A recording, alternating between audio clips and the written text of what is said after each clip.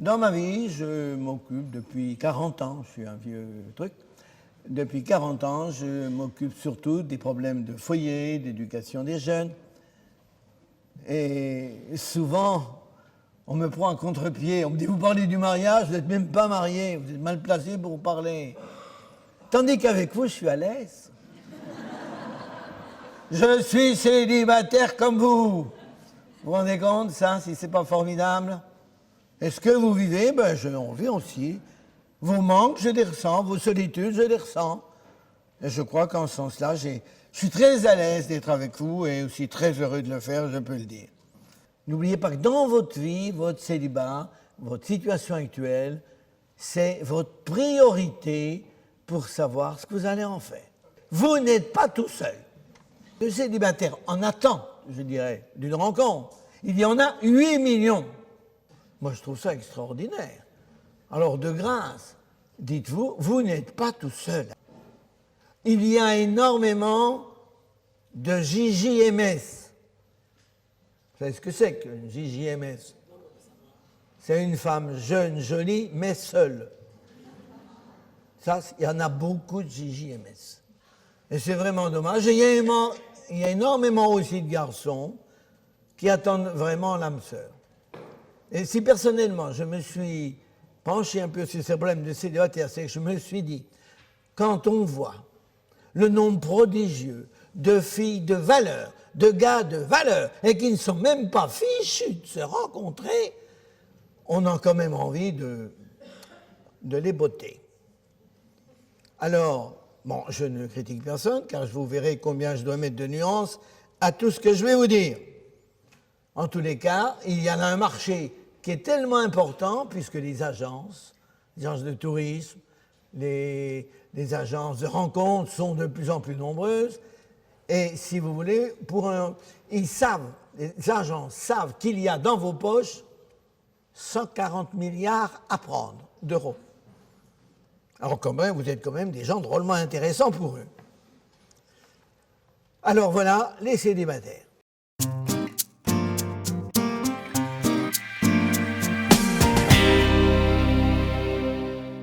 Le célibat n'existe pas. Ce qui existe, c'est des célibataires, c'est évident. Alors, si c'est une variété profondément variée. Alors, vraiment, variété variée, c'est un pléonasme, mais c'est vrai. C'est inouï, les formules différentes de célibataires. Ce que vit l'un n'a rien à voir avec ce que vit l'autre. C'est très compliqué. Alors, les spécialistes ont fait des tas de catégories pour marquer les différents types de célibataires. Personnellement, je me contente de 2 types. Il y a ceux qui sont heureux d'être célibataires, ils ne sont pas épais, 30%.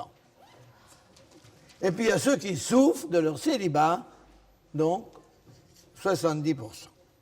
Alors, voyons d'abord les célibataires heureux. Quels sont-ils?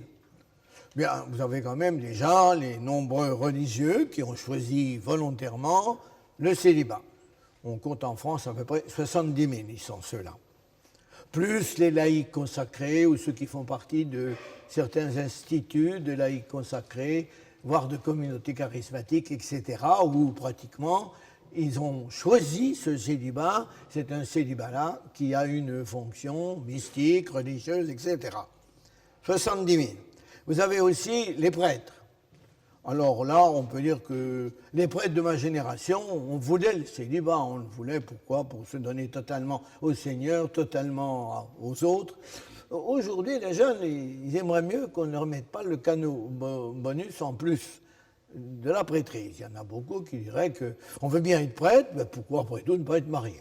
C'est impossible, dans quelques années, les prêtres se marient. C'est l'Église qui a mis ce désir pour les prêtres d'Occident, puisque les prêtres d'Orient sont mariés catholiques. Elle peut aussi le retirer un jour. Mais de toute façon, il y aura toujours des prêtres célibataires. Car c'est vrai qu'il y a une certaine convenance du sacerdoce et du célibat. Vous avez aussi parmi les célibataires heureux ceux qui ont choisi volontairement le célibat parce qu'ils avaient une œuvre importante, politique comme René Schumann, ou bien culturelle, Michel Londal, ou pédagogiques, comme Régine Pernoud, et qui ont fait quand même des vies extraordinaires, ne l'oublions pas, des vies qui ont marqué, et on ne peut pas dire que des célibats comme ça ont été vécus dans la souffrance. C'est des célibataires, volontairement célibataires, pour se consacrer à une tâche. Vous avez une autre catégorie, alors ceux-là, je dirais, ils ont plutôt un choix qui est d'origine mystique, générosité. Par contre, nous avons un autre type de célibataires heureux, c'est ce qu'on appelle les célibatantes, surtout chez les cadres féminins. C'est-à-dire que ce sont des femmes qui disent, après tout, pourquoi on ne serait pas des managers, et qui se donnent à corps perdu dans une grande passion. Car une femme, souvent, elle n'a qu'une grande passion dans sa vie. Je vous garantis que quand elle fait de la politique, hein, c'est vraiment un monstre de politique. Enfin, vous en connaissez certaines. Hein. Et leur conjoint, c'est souvent le prince consort. Hein, parce que la politique occupe absolument toute leur vie. De même, quand une femme s'est dévouée pour une action caritative, elle va très loin. La femme est beaucoup plus unifiée que l'homme. On dit que les femmes, c'est compliqué. C'est pas vrai. C'est les hommes qui sont compliqués. Les femmes sont ordinairement unifiées sur une grande passion, sur quelque chose qui les focalise, et elles s'épanouissent parce qu'elles sont unifiées. Je crois que c'est la grosse différence entre les hommes et les femmes à ce niveau-là. Et c'est pour ça que vous avez alors ces célibatantes, elles sont engagées dans cette vie professionnelle, mais il y a quelquefois des réveils terribles vers la quarantaine, quand l'horloge biologique commence à ne plus fonctionner, et que tout à coup, le désir d'enfant apparaît, celui qu'on avait peut-être oublié au profit de son métier.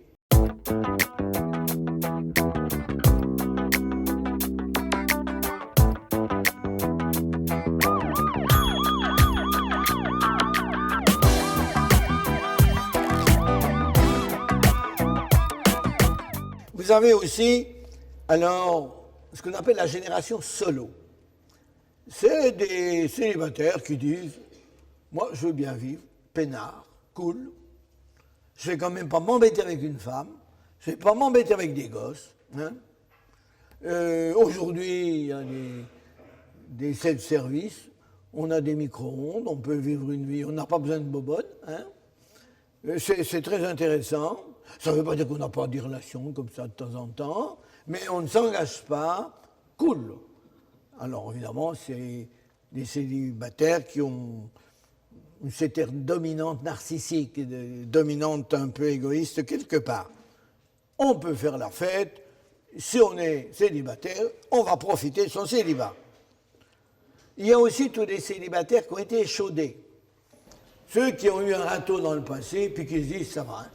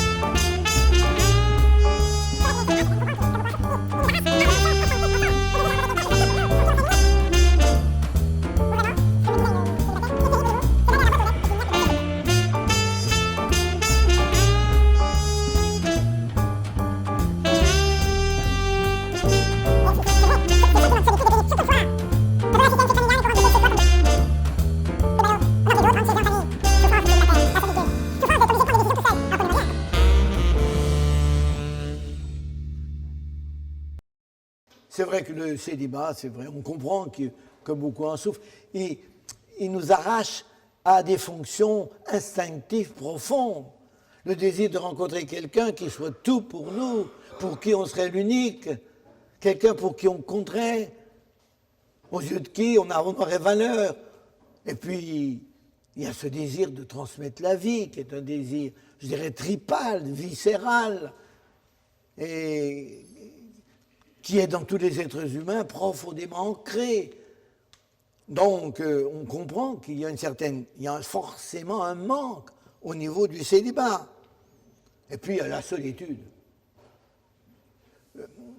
Il y a une belle solitude, on en parlera. Mais il y a une solitude qui est de l'isolement.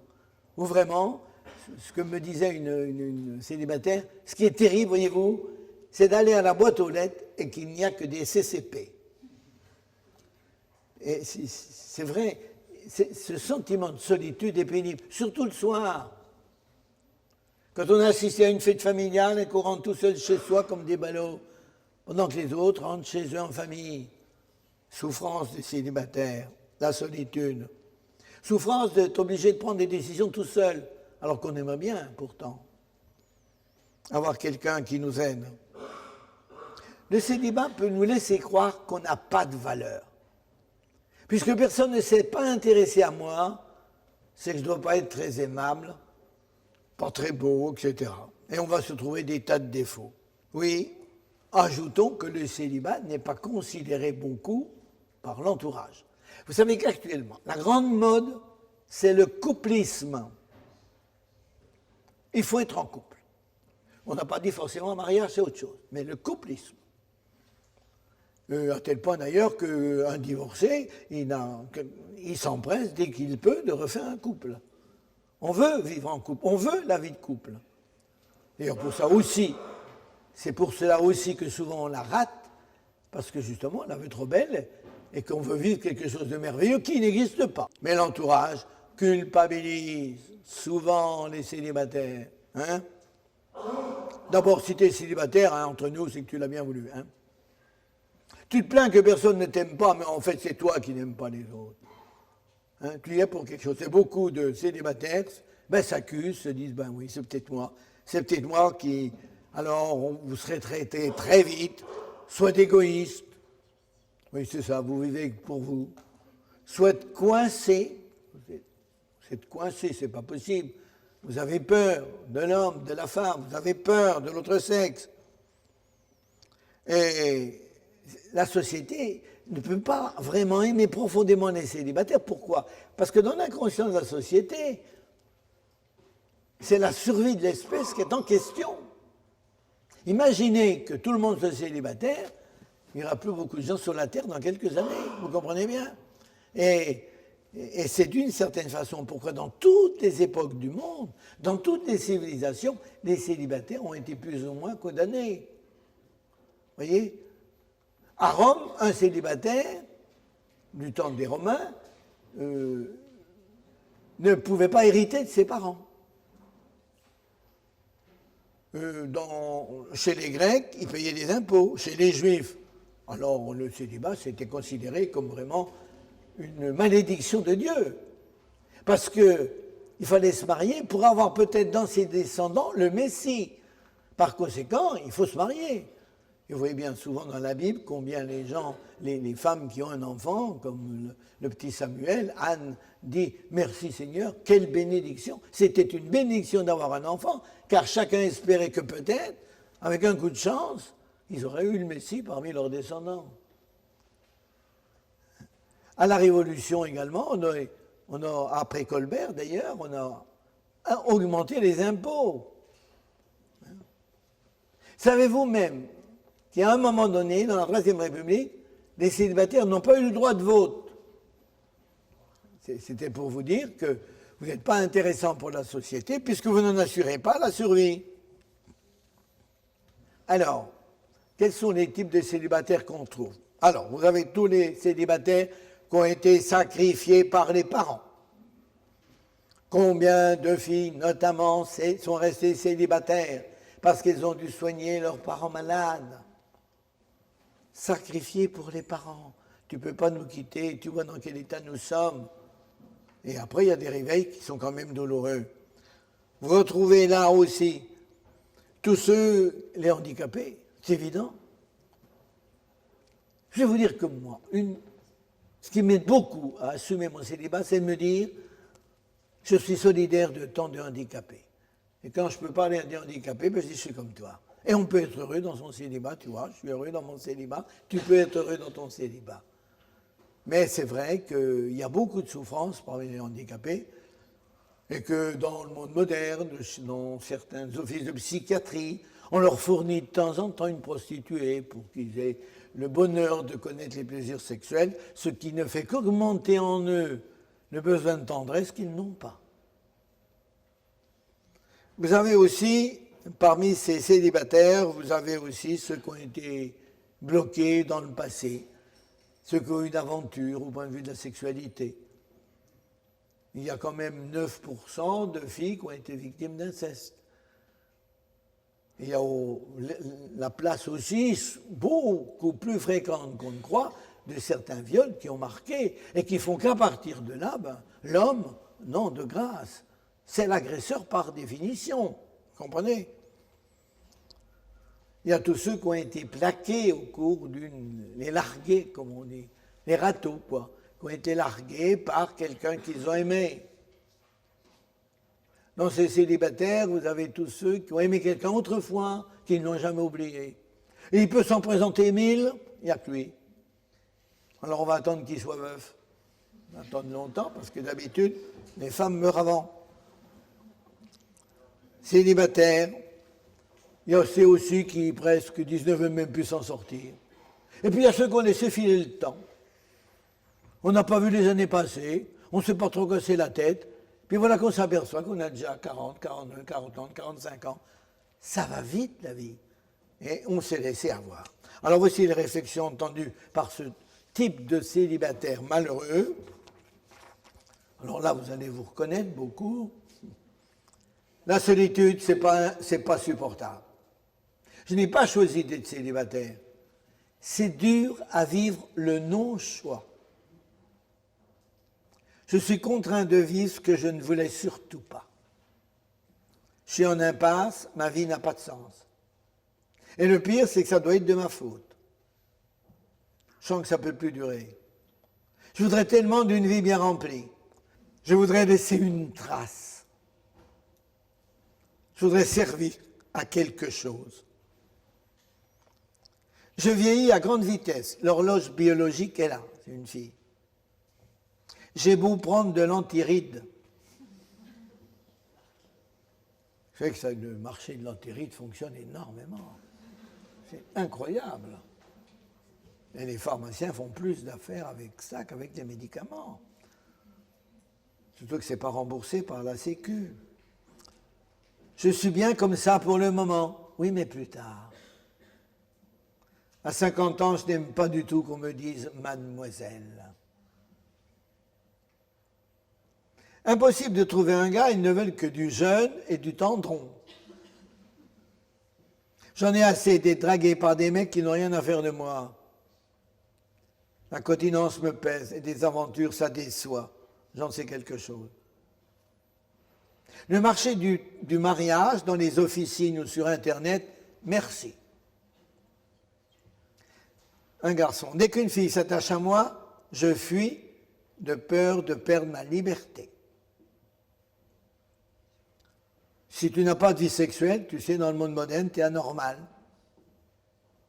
J'ai été méprisé quand j'ai refusé les relations sexuelles. Celle que j'aime ne m'aime pas, et je n'aime pas celle qui m'aime. Ah, c'est pas de bol, hein. Non, mais alors c'est un classique, ça. T'as beau faire célibataire, t'es pas considéré, mon vieux. Sert à rien. Bonne qu'à garder les mioches des autres. Non, babysitter. Non. Je n'existe pour personne. Personne ne me regarde. Je n'intéresse personne. Personne n'a besoin de moi. Personne ne s'inquiète de ce dont j'ai besoin. T'as beau faire célibataire, tu as un laissé pour compte. Les gens mariés nous rejettent de peur qu'on leur pique leur conjoint. Vieille fille, vieille guenille, vieux garçon, vieux chiffon. Vous connaissez le proverbe. J'ai horreur d'être traité de vieille fille de bas bleu. Célibataire, t'as beau faire, t'es toujours quelque peu mis à l'écart. Dans l'église, on ne regarde pas. Il n'y en a que pour les mariés, pour les divorcés. Mais nous, rien. Hors du couple, il n'y a point de salut. Voilà ce qu'on nous dit. Alors après, vous avez toutes les pressions. Mes parents me cassent les oreilles quand c'est que tu te maries. C'est un sujet assez douloureux, sans que mes parents en rajoutent quand même. Mais avec toutes les qualités que tu as, mais qu'est-ce que tu attends? C'est simple, t'es trop difficile, puis voilà. Tu es vraiment nul de ne pas trouver une nana, toi le beau gars. Et le célibataire, c'est sympa. Vous avez le pot d'être libre, oui, mais la liberté. Vous croyez que c'est si marrant de pouvoir sortir seul dans Paris? Qui doit s'occuper des parents vieillissants? Eh bien, c'est moi, dans la famille, puisque je suis célibataire. Célibataire, on est bon qu'à payer 2 fois plus d'impôts que les autres. Et vous savez que les célibataires sont taxés, évidemment, très fort. Pratiquement, vous avez 30% de possibilités de standing par rapport à une personne mariée. Parce qu'évidemment, il vous faut... Vous n'êtes un tout seul pour payer un appartement et tous les frais. Je suis en manque. Quelqu'un qui me dira enfin je t'aime. Avoir quelqu'un qui parlait, à qui se confier. Quand je vois les maternités triomphantes de mes proches, je flippe. Quand ma meilleure amie s'est mariée, ça m'a flanqué le bourdon. Vieillir sans enfant, non et non, je ne peux pas le concevoir. Je souffre de ne pas pouvoir donner de tendresse à un homme et à des gosses. Le célibat, on s'ennuie. Le mariage, on a des ennuis. Alors, quid? Quid, qu'est-ce qu'on fait? On nous reproche, vous ne travaillez pas pour la France. Je suis trop moche pour plaire à quelqu'un. Je m'ennuie, j'ennuie les autres, je suis mal dans ma peau. Je ne préfère ne pas me marier que de souffrir un jour une séparation. D'abord, je suis trop timide pour plaire ou approcher quelqu'un. À l'inverse, j'intimide les garçons, parce que, disent-ils, j'ai des diplômes. Oui, heureux ceux qui n'attendent rien, ils ne seront pas déçus. Le célibat, c'est une croix à porter. Voilà donc ma première remarque. Un grand nombre de célibataires, une grande variété de célibataires.